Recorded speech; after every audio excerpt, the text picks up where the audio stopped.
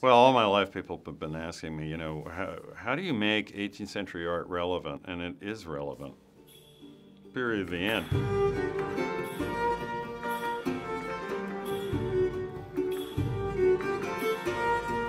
We're doing 2 of the 3 plays written by Beaumarchais in the 1770s, 80s, and 90s about Figaro, a servant, and his relationship with his master, the Count. In The Barber of Seville, the Count has followed a beautiful young woman whose name he does not know from Paris to Madrid and finally to Seville. So he meets up with and rehires his old servant being the crafty Figaro, to help contrive a plan to win the hand of the young woman.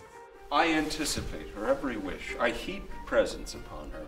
And in The Marriage of Figaro, the Count and Rossini are now married several years later, and the Count has a crush on Figaro's girlfriend, and he wants to reinstate the droit du seigneur. It means that the lord of the manor gets to sleep with his servant women on the night of the servant women's wedding.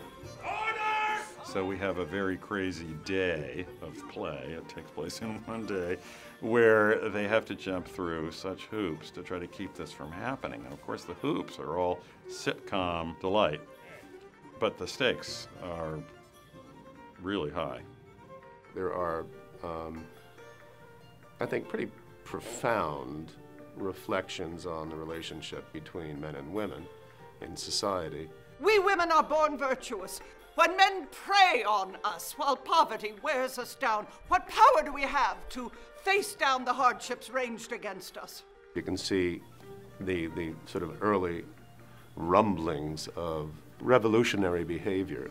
These plays have this huge subversive undertones about class distinction and the haves versus the have-nots. In Figaro, in a certain situation, in the court scene in particular, is really fighting for something that he believes in. We're here to tell the truth, not to reinvent it to suit our broken dreams.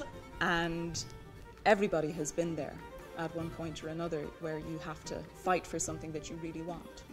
One of the best things about these classical and timeless pieces of work is that they are timeless and topical now, and they will be in 500 years from now. Just because aristocracy doesn't exist anymore doesn't mean that there are fabulously wealthy people that play by their own rules.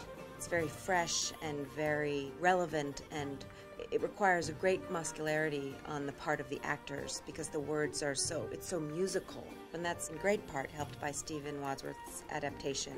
I just feel in very safe, strong, good hands. Well, I would say without equivocation that he's my favorite director.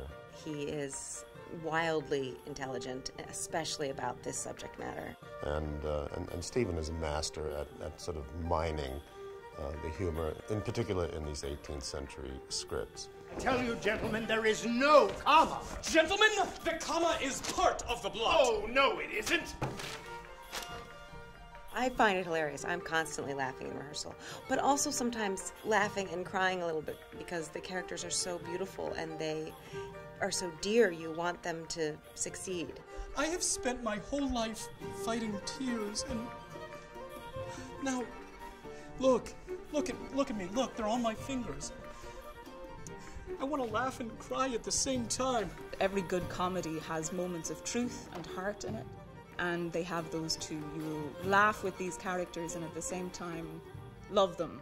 Don't worry about where you came from. Keep your eyes on the road ahead. That's all that matters in the end.